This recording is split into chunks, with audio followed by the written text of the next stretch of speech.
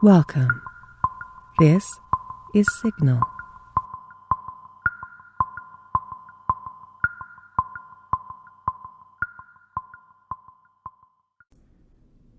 The Terrible Old Man by HP Lovecraft. It was the design of Angelo Ricci and Joe Zenek and Manuel Silva to call on the terrible old man. This old man dwells all alone in a very ancient house on Water Street near the sea, and is reputed to be both exceedingly rich and exceedingly feeble, which forms a situation very attractive to men of the profession of Messrs. Ricci, Zanuck, and Silva. For that profession is nothing less dignified than robbery. The inhabitants of Kingsport say and think many things about the terrible old man, which generally keeps him safe from the attention of gentlemen like Mr. Ricci and his colleagues, despite the almost certain fact that he hides a fortune of indefinite magnitude somewhere in his musty and vulnerable abode. He is, in truth, a very strange person, believed to have been the captain of East Indian clipper ships in his day, so old that no one can remember when he was young, and so taciturn that few know his real name.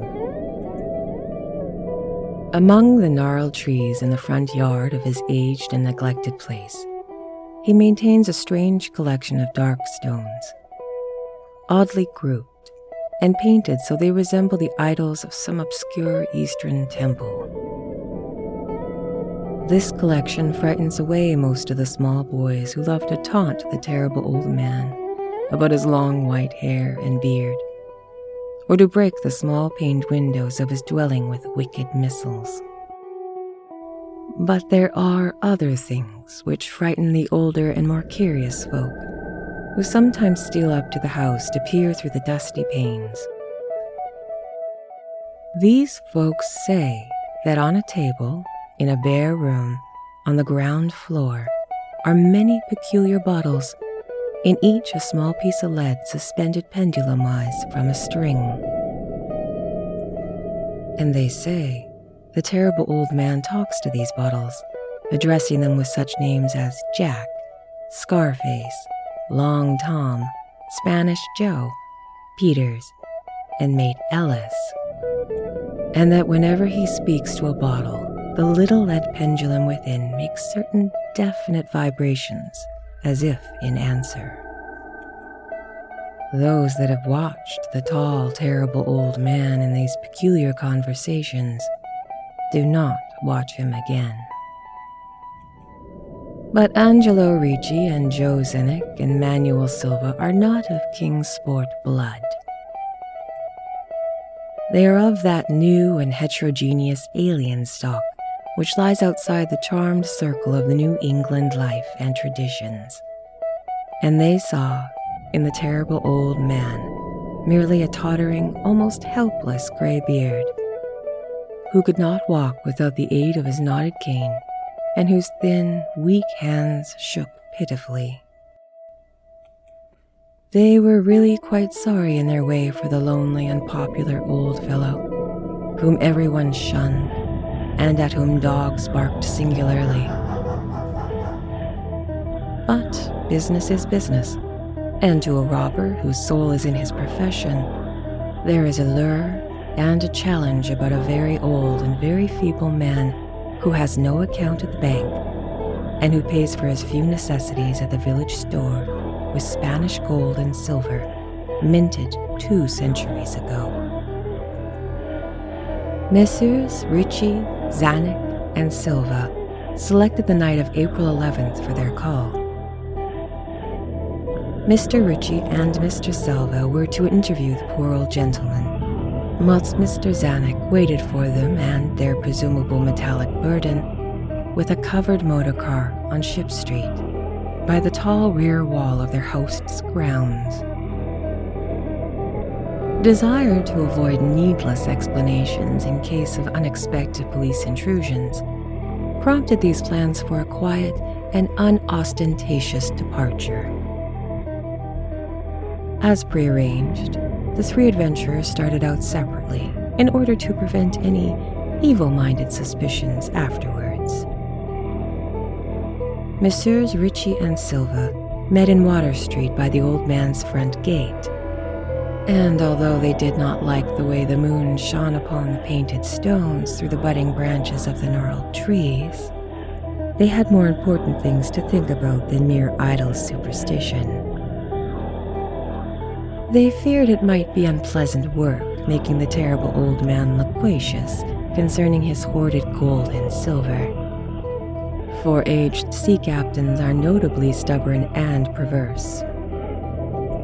Still, he was very old and very feeble, and they were two visitors. Messrs. Ritchie and Silva were experienced in the art of making unwilling persons voluble, and the screams of a weak and exceptionally vulnerable man can be easily muffled. So they moved up to the one lighted window and heard the terrible old man talking childishly to his bottles with pendulums. Then they donned masks and knocked politely on the weather-stained oaken door. Waiting seemed very long for Mr. Zenek as he fidgeted restlessly in the covered motor car by the terrible old man's back gate in Ship Street.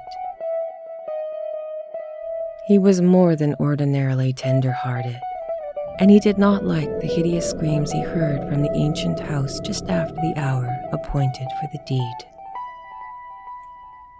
Had he not told his colleagues to be as gentle as possible with the pathetic old sea captain? Very nervously, he watched the narrow oaken gate in the high, ivy-clad stone wall. Frequently, he consulted his watch and wondered at the delay. Had the old man died before revealing where his treasure was hidden? Had a thorough search become necessary? Mr. Zenek did not like to wait so long in the dark in such a place.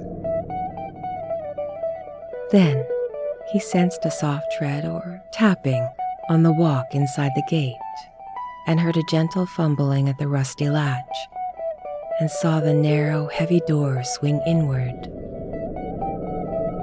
And in the pallid glow of the single dim streetlight, he strained his eyes to see what his colleagues had brought out of the sinister house which loomed so close behind. But when he looked, he did not see what he had expected, for his colleagues were not there at all, but only the terrible old man leaning quietly on his knotted cane and smiling hideously. Mr. Zenek had never before noticed the color of the old man's eyes. Now he saw that they were yellow. Little things make considerable excitement in little towns, which is the reason that the Kingsport people talked all that spring and summer about the three unidentifiable bodies, horribly slashed as with many cutlasses, and horribly mangled as by the tread of many cruel-booted heels, which the tide washed in. And some people even spoke of things as trivial as a deserted motor car found in Ship Street, or of certain especially inhuman cries, probably of a stray animal or a migratory bird, heard in the night by wakeful citizens. But in all this idle village gossip, the terrible old man took no interest at all. He was by nature reserved, and when one is aged and feeble, one's reserve is doubly strong. Besides, so ancient a sea captain must have witnessed scores of things much more stirring in the far-off days of his unremembered youth.